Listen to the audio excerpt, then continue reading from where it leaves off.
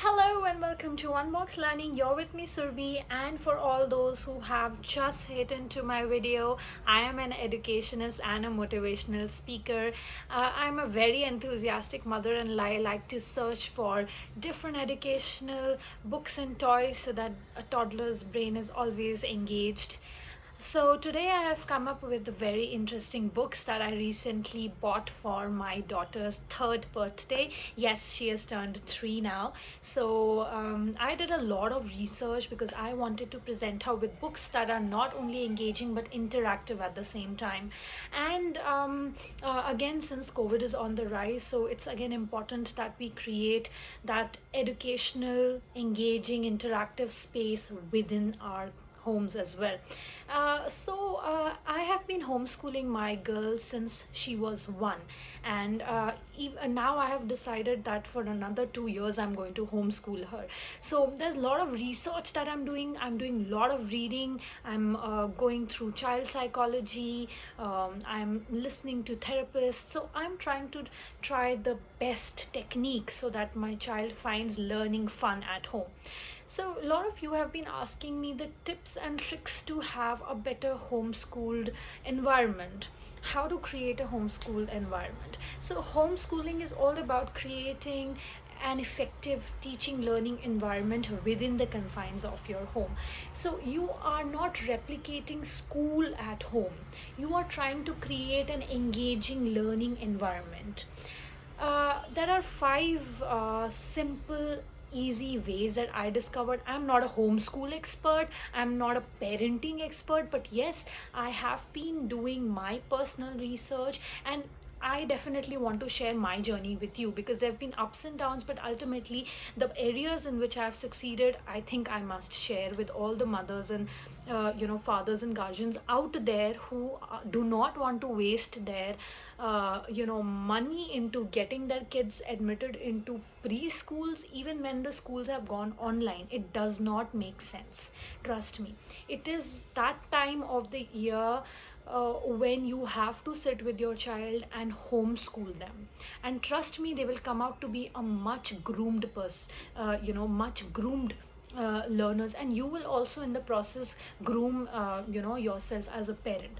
So the first step for me was to create a space for my child, to create a dedicated space where the teaching and learning will happen. Okay, so I got a small study table for her, not very elaborate, not very fancy. I will share the link of the study table that I got for her. It is made out of plastic, it is durable, it has a nice desk which my daughter can use to store in her books and stationery and everything. And I placed that study table where I feel I would be taking most of her classes. That was step number 1. Step number 2 is don't let them feel that you're teaching them. Don't close the door and scare your child that if you don't write, if you don't spell out, so and so will come. Do not do that. Let's have no fear.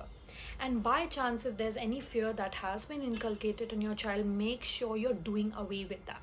We say our kids are scared of monsters. It's because we are introducing them to monsters. So my daughter was scared of slimy green monster. She accidentally happened to watch it in my mobile phone, but I made sure I do away that fear.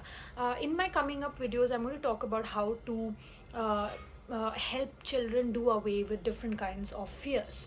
We'll talk about it in my coming videos.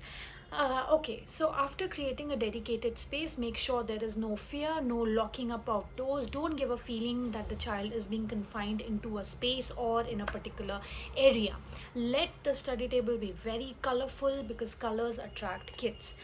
What I did with her on the very first day of homeschooling was that I introduced her to interesting books. The video links of my previous book reviews will be there in this in the description box. Do hit on that. I introduced her to those engaging books, and I did not read to her. I did not tell her what exactly we are doing. I let her explore. Okay, after that, since my toddler is now 3 and I started introducing her to formal teaching and learning, when she was 2.5. Okay, so what do you do with that dedicated space? Tube colors, I introduced her to tube colors, paint brushes, okay, and crayons, different shapes of crayons. I'll in my coming up videos even show you the different types of colors I have experimented with. I introduced her to coloring books. I introduced her to plain pages. There are a lot of art and craft books that also come in the market. Those are art and craft ready kits. I will be sharing the links with you in the description box. Let your child explore. You be a friend to your child instead of being a trainer and a guide. Try to have fun. Okay, the child will spill, the child will be experimenting. Let the child explore. Once the child is comfortable, make sure that every day you have a fixed time during which you are utilizing that space that you have created. My daughter is usually receptive during the night. So because I'm working, I come back, and once the entire routine has come towards the end, she's more receptive at night, somewhere around 8:30. 8:30 she's receptive during that time. So I make sure that I'm totally free. Switch off your phone, do away with television, get everything into one place, get your stationery, everything. Let you ask your child what she wants to do, show him the colors, show her the pencil colors.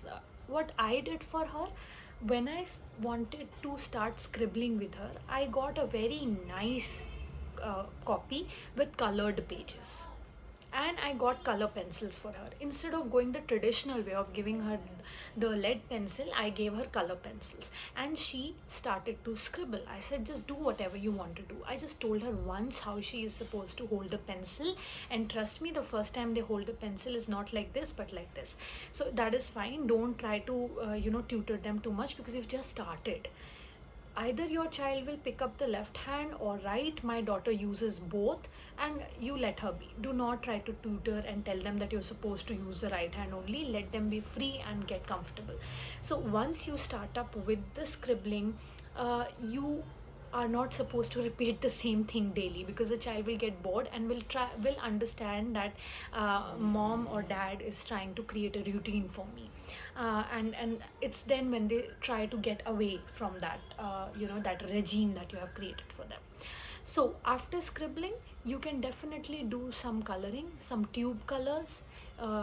Again, I'll share the link with you. I have described the kind of tube colors my daughter is fond of, and I think I've got a very good review on those tube colors. The toddlers are really liking it. So let them play with colors, do a lot of painting and all. That dedicated space is now for coloring, scribbling, playing with colors, and in through that medium only you have to start the process of homeschooling. So this regime kind of went on for 6 months till the child was comfortable. I got safety scissors, a child safe scissors for her from Faber-Castell. I introduced cutting, which was she was very interested. She started making circle. I would cut out circles and she would stick. I would cut out triangles, she would stick. I have given her Fevi-stick as well, and trust me, you have to trust your kids. They're not going to spill it. Teach them the right way, they're going to learn it. You have to trust your child as well and let them take the lead as well. So after cutting, a bit of pasting, again what you can do is play with different textures. So a jute string, or a strip of sandpaper, some cotton, different textures. Introduce different textures to your child. Those textures can be identified by the child as rough, soft, smooth, and then you can kind of paste it in that notebook. Keep that notebook. I used the craft book because the pages are thick. So keep it as a memento, and every second day let the child look at what he or she has done and marvel upon it. So that will give him or her a sense of accomplishment. Okay, and that is what we are looking at. Try to replace your figure as a mother with you being a facilitator or a trainer, give your child smileys, stars, okay, different stickers for the work he or she does, and trust me, it will create a difference. Next, what I have done for my kid is I started creating different modules. Okay, different modules. Now, what does that mean? For English, I started off with different books that are, again, I'll share the link with you. I happened to come across flap books, which was highly appreciated by my daughter. It was on opposites. So I started by telling her stories on the pictures that she would see. She would open the flaps, and there she would look at the words and try to identify the picture with the words. Okay, so I started on like this. I did not go with the typical phonetics like apple ball. I didn't do that at all. I in fact did not ask her to learn A to Z in sequence, though I would appreciate if she does, but she doesn't quite like it. So I started showing her flashcards of different alphabets, and now she's able to recognize the alphabets, but not very well. But then of course she knows that A is not only apple, but it is ant, aeroplane, airbags, because she's catching these words from the cartoons that she's watching. So that's how I started with language. For mathematics, it is counting that I have started with her, 1 to 20. She knows 1 to 15. I'm still going into 20, and I'm taking very slow because I want her to know how to count also, not just learning by heart what is 1 to 20. That is what we are discouraging the child at.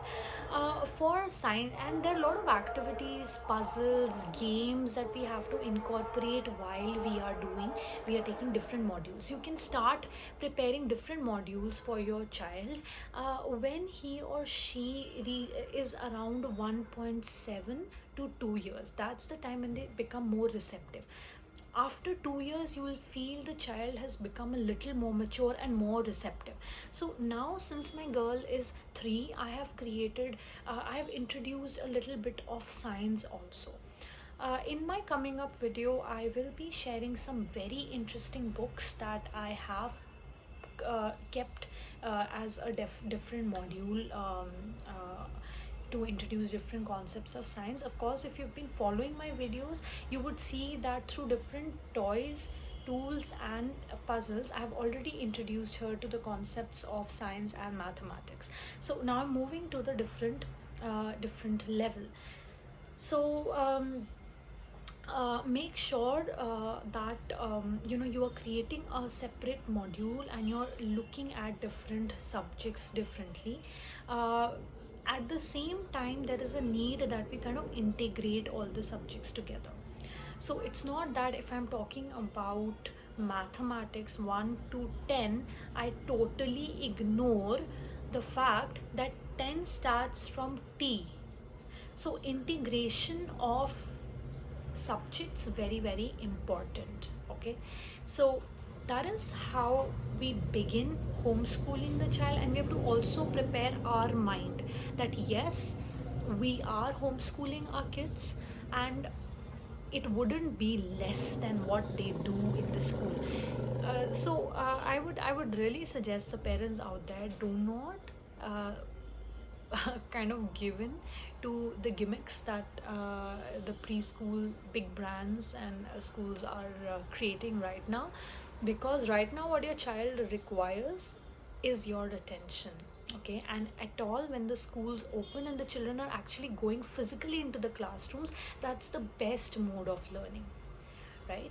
And right now you will have to take the onus, because you're the first teacher the child could ever have.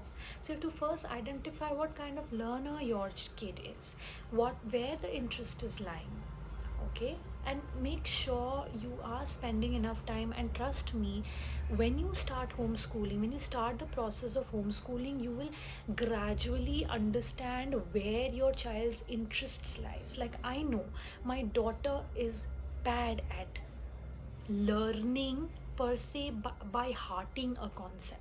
if I tell her 1 to 10, and she will not cram it down. I have to do some or the other activity to put that in sequence for her. She can count 2. If there are 2 books in front of her, she'll be able to count them. 3, she'll be able to count them. But the sequence, it took quite a good amount of time for me to put that in sequence for her.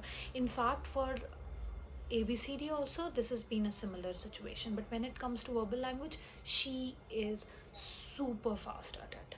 I mean, she has grasped the language very, very fast. And also science concepts, she's grasping it very fast. So whatever benefits that I have received from the techniques that I have applied, I will be sharing that with you in my coming up videos. So if you have any more queries, do let me know, and do comment, and let me know what else you would like to know. Thank you. Bye bye.